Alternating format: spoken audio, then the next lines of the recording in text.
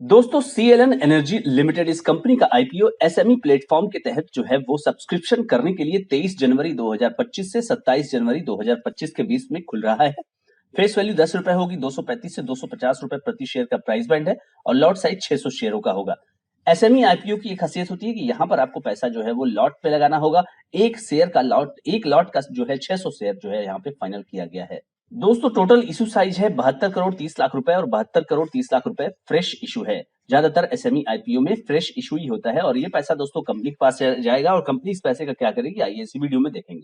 तो दोस्तों सीएलएन energy limited का आईपीओ 23 तारीख यानी कि कल खुलेगा और क्लोज होगा 27 जनवरी को। अलॉटमेंट कंपनी फाइनल करेगी 28 तारीख को और 29 तारीख को इनिशिएशन ऑफ रिफंड होगा और अगर आपको मिल जाता है तो 29 तारीख को ही आपके डीमैट अकाउंट में क्रेडिट होगा और सीएलएन एनर्जी आपके डीमैट अकाउंट शेयर बाजार का हिस्सा होगी 30 जनवरी 2025 को। सीएलएन एनर्जी लिमिटेड ये एसएमई प्लेटफॉर्म पे दोस्तों आएगी। अब दोस्तों यहाँ पे अगर आपको अप्लाई करना है तो एक लॉट के लिए आप अप्लाई करेंगे 600 शेयरों के लिए और आपको लगाना होगा 1,50,000 रुपए। जैसे 14 से 15,000 के बीच में आपका होता है मेन बोर्ड का आईपीओ, इस तरह से यहाँ पर नहीं होता। यहाँ पर आपको अच्छा खासा अमाउंट लगाना पड़ता है, आपको रिस्क असेस करना पड़ता है और रिस्क असेसमेंट करने के बाद आप देखते हैं। देखिए रिटेल में अगर आप है मैक्सिमम और मिनिमम दोनों में ही आपको केवल एक ही लॉट लगाने दिया जाएगा और एनआई में अगर आप लगाते हैं तो 2 लॉट ही लगा सकते हैं। 3 लाख आपके पास होना चाहिए।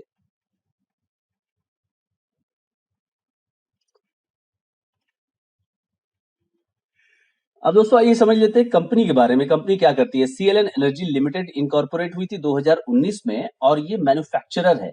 किस तरह की चीज की मैन्युफैक्चरर है? Customised lithium ion batteries manufacture करती है and Motors.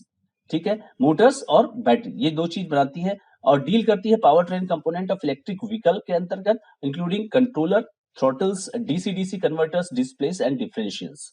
Company B to B solutions provide करती है electric vehicles and stationary applications like solar energy, solar system और टेलीकम्युनिकेशन। अब जैसा कि कंपनी कह रही है कि कंपनी मैन्युफैक्चर करती है range of component for electric vehicle including motor, controller, battery management system, throttle bodies और डीसी डीसी कन्वर्टर। यानी कि जो जो पार्ट्स वगैरह चाहिए आपको इलेक्ट्रिक व्हीकल के लिए, इन बैटरी मैनेजमेंट सिस्टम के लिए, वो यहाँ पे कंपनी बनाने का काम करती है। कंपनी सेल करती है लिथियम आयन बैटरी का pack, motor, power train component under CLN energy branding इसका है, उसमें कंपनी बेचती है। और दो मैन्युफैक्चरिंग फैसिलिटी कंपनी की, एक नोएडा के अंतर्गत है और एक पुणे महाराष्ट्र में है। और अगर देखा जाए तो सर्टिफिकेशन कंपनी ने लिए हुए हैं 1 2 3, तो अलग अलग जो मैन्युफैक्चरिंग ईएमएस के सर्टिफिकेशन है वो कंपनी को प्राप्त है और 30 सितंबर 2024 को कंपनी के पास 155 परमानेंट एम्प्लॉय और 286 एम्प्लॉइज कॉन्ट्रैक्ट बेसिस पे काम कर रहे हैं। अब कंपनी द्वारा घोषित जो कॉम्पिटिटिव स्ट्रेंथ है उस पर आइए नजर डालते हैं। कंपनी के पास state of the art manufacturing facility है, एक पुणे में और एक नोएडा में, और well educated and experience team of professionals है। लॉन्ग टर्म रिलेशंस है कस्टमर के साथ, in house research and development team भी है, प्रोवाइडिंग क्रिटिकल बिजनेस सोल्यूशन और consistent track record of financial performance. दोस्तों ये रही कंपनी की वेबसाइट जिसमें कि कंपनी पावर ग्रीन रिवोल्यूशन के अंतर्गत अपने आप को हिस्सा बनाते हुए नजर आ रही है। जिसमें कि कंपनी क्या कह रही है वो देखिए। कंपनी बोल रही है कि इसकी स्थापना 2019 में हुई with an aim of reducing carbon emission in both mobile and stationary situation. With CLN Energy, we not only conceive, refine and craft products and solution, but we also manufacture them. तो इस तरह से ये केवल design ही नहीं करते, उसको बनाते भी हैं। और एप्लीकेशंस देखिए इनके जो प्रोडक्ट हैं वो two wheeler, three wheeler LS में, L3 L5 और एनर्जी स्टोरेज और अदर्स प्रोडक्ट्स के अंतर्गत ये कर रहे हैं। जो हेड ऑफिस इनकी है, रजिस्टर्ड ऑफिस उत्तर प्रदेश नोएडा दादरी में ही है, गौतम बुद्ध नगर। अब आइए दोस्तों यहाँ पर देख लेते हैं कंपनी के फाइनेंशियल परफॉर्मेंस की। साल 2022 में कंपनी के पास 62 करोड़ के एसेट्स थे जो 109 करोड़ हो गए 2023 में, 113 करोड़ हो गए 2024 में। यानी कि 3 साल के अंदर डबल हो गए एसेट्स। एसेट्स जो है 30 सितंबर 2024 को 119 करोड़ है। रेवेन्यू की बात करें 121 करोड़, 128 करोड़ और 132 करोड़। तो रेवेन्यू जो है वो एक कंसोलिडेटेड तरीके से बढ़ता हुआ नजर आ रहा है। एक अब 30 सितंबर तक का अगर देखिए 75 करोड़ है, इसको अगर आप डबल करेंगे तो 150 करोड़ हो जाता है। Profit after tax 3 crore 64 lakh, 73 lakh, 9 crore 79 lakh और 4 करोड़ 64 लाख। तो प्रॉफिट भी ठीक ठाक गति से बढ़ रहा है।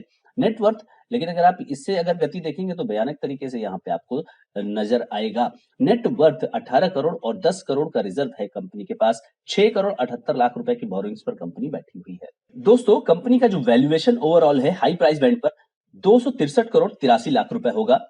और आरओई की बात करें 115%, ROCE 91%, return on net worth 73.19%। B2B segment में काम करते हुए कंपनी के पास जो मार्जिन है वो है 7.38% का प्रॉफिट आफ्टर टैक्स मार्जिन। अब दोस्तों ईपीएस की बात करें, पोस्ट आईपीओ कंपनी का जो ईपीएस रहने वाला है वो 9 रुपए 28 पैसे होगा और 26 का ईपीएस के अगेंस्ट 9 रुपए के ईपीएस के अगेंस्ट कंपनी जो है 26 का पीई मांग रही है। अब दोस्तों कंपनी ने यहाँ पर कॉम्पिटिटर्स की भी घोषणा की हुई है कि कौन कौन इसके कॉम्पिटिटर्स हैं। एवरेडी इंडस्ट्रीज 9 के ईपीएस पर 41 का 41 के पीई मल्टीपल पर चल रहा है। पैनासोनिक एनर्जी 15 का ईपीएस है और 29 का यहाँ पीई है। वहीं दूसरी ओर हाई एनर्जी बैटरीज लिमिटेड 19 का ईपीएस है, 31 का पीई है। इंडोनेशनल 12 का ईपीएस पे 42 का यहाँ पर बाजार पीई देता हुआ नजर आ रहा है। तो उस हिसाब से इन्होंने यहाँ पे 26 का पोस्ट आईपीओ पीई रखने की कोशिश की हुई है। अब दोस्तों इस कंपनी के पास जो पैसा जाएगा उससे कंपनी क्या करेगी, कुछ मशीनरी और इक्विपमेंट खरीदने हैं इन्हें और वर्किंग कैपिटल रिक्वायरमेंट के लिए और जनरल कॉर्पोरेट पर्पस के लिए इस पैसे का प्रयोग करने वाली है। दोस्तों आज है 22 तारीख, 250 रुपए के हाई प्राइस बैंड की बात करें और जीएमपी की बात करें तो यहाँ पर किसी भी तरह का कोई मूवमेंट नहीं नजर आ रहा है। जो लोग इस चैनल के दोस्तों सब्सक्राइबर हैं, जो लोग नए इस वीडियो को देख रहे हैं उन्हें मैं बताना चाहता हूं कि देखिए दो डिफरेंस होता है, दो प्रकार के आईपीओ होते हैं। एक तो होता है मेन बोर्ड का आईपीओ जो कि आपको मिनिमम एप्लीकेशन जब आप लगाते हैं तो 14,000 रुपए से 15,000 रुपए के बीच में आपको लगाना होता है। मेन बोर्ड के आईपीओ का मतलब ये होता है कि कंपनी ने काफी लंबी दूरी तय कर ली है अपनी यात्रा के दौरान और अब उसके जो रेवेन्यू है वो स्टेबल आप ये कहें या फिर उसके जो बिजनेस मॉडल है आप ये कहिए कि उसका जो बिजनेस मॉडल है वो कुछ हद तक स्टेबल हो गया है और प्रूव्ड हो गया है। दोस्तों वहीं अगर बात करें एसएमई आईपीओ की तो कंपनी छोटी होती है, काफी छोटी होती है और यहाँ पर रिस्क जो है वो काफी ज्यादा बढ़ जाता है। तो इस तरह के आईपीओ में अगर आपको पैसा लगाना होता है तो एक तो ये होता है कि ये छोटे निवेशकों के लिए नहीं होता है, थोड़ा समझदार और रिस्क टेकिंग एबिलिटी जिनके अंदर है उनके लिए होता है। और यहाँ पे जो निवेश होता है वो लॉट साइज में होता है और लॉट जैसा कि यहाँ पे आपने देखा 1,50,000 रुपए का यहाँ पर लॉट यहाँ कंपनी ने फाइनल किया हुआ है जिसमें कि 600 शेयर्स रखे गए हैं। अब अगर दोस्तों कंपनी की बात करें तो कंपनी जो है वो बैटरी सोल्यूशन प्रोवाइड करते हुए नजर आ रही है। ईवी यानी कि इलेक्ट्रिक व्हीकल के अंतर्गत बैटरी मैन्युफैक्चरिंग का काम करती है। दो यहाँ पर इसके प्लांट है, एक पूना में है और एक नोएडा के अंतर्गत कंपनी का प्लांट है। अगर बात करें कंपनी के रेवेन्यू की तो वो स्टैग्नेंट तरीके से चल रहे हैं, 110 करोड़ से लेकर 130 करोड़ के अंतर्गत वहां पर घूम रहा है। और रेवेन्यू के बाद अगर हम प्रॉफिट आफ्टर टैक्स मार्जिन की बात करें तो वो 7% के आसपास का है, जो कि स्वाभाविक सी बात है कि बी2बी के सेगमेंट के अंतर्गत ये कंपनी कार्य कर रही है। तो यहाँ पर अगर ये मार्जिन निकाल रही है तो ये ठीक ठाक ही कहा जाएगा। मैक्रो फैक्टर्स की बात करें तो ईवी का जमाना आ चुका है, ईवी का जमाना ही रहने वाला है। तो इसमें इनकी अगर कस्टमर बेस अगर सही रहेगी दोस्तों, अगर कस्टमर बेस इनकी सही रहेगी तो यहाँ पर इनके बिजनेस के अंतर्गत कोई समस्या आने वाले भविष्य में नहीं आएगी। और अगर ये एक अच्छे एप्लीकेंट हुए कंपनी भारत सरकार की जो प्रोडक्शन लिंक्ड स्कीम चल रही है, पीएलआई स्कीम चल रही है, उसमें अगर ये अच्छे एप्लीकेंट्स है इनके एप्लीकेशंस के अंतर्गत इनको अगर इंसेंटिव मिलना भी शुरू हो गया तो ये एक अच्छी बात हो जाएगी भविष्य के लिए। तो यहाँ पर दोस्तों आपको यहाँ पे मेन बोर्ड का आईपीओ नहीं है, उस हिसाब से आपको देख के यहाँ पे चलना चाहिए। मेन बोर्ड आईपीओ ना होने की वजह से यहाँ पर आपको बहुत सारी सूचनाएं इंफॉर्मेशन नहीं मिलने वाली है कि कंपनी किस तरह से और क्या किस दिशा में आने वाले भविष्य में चलेगी। इसीलिए आप देखते होंगे कि बड़े बड़े निवेशक जो है इन कंपनियों में इंटरेस्ट लेते हैं क्योंकि उनकी जो रिस्क लेने की क्षमता होती है वो ज्यादा होती है। तो उस तरह से इस आईपीओ को आपको लेना चाहिए। बाकी अब से मैंने ये निश्चय किया है कि मैं मेन बोर्ड के साथ साथ जो है आपको एसएमई आईपीओ का भी रिव्यू देता हुआ नजर आऊंगा, ताकि जो है आपको दोनों ही जगह बिजनेस की समझ हो सके, किस तरह से बिजनेस जो है ओवरऑल किया जाता है। दोस्तों इस वीडियो में इतना ही। अगर आप चैनल पर नए हैं तो सब्सक्राइब जरूर करिए, लाइक करिए, शेयर करिए और इस चैनल पर अपना सपोर्ट बनाए रखिएगा। Thank you so much.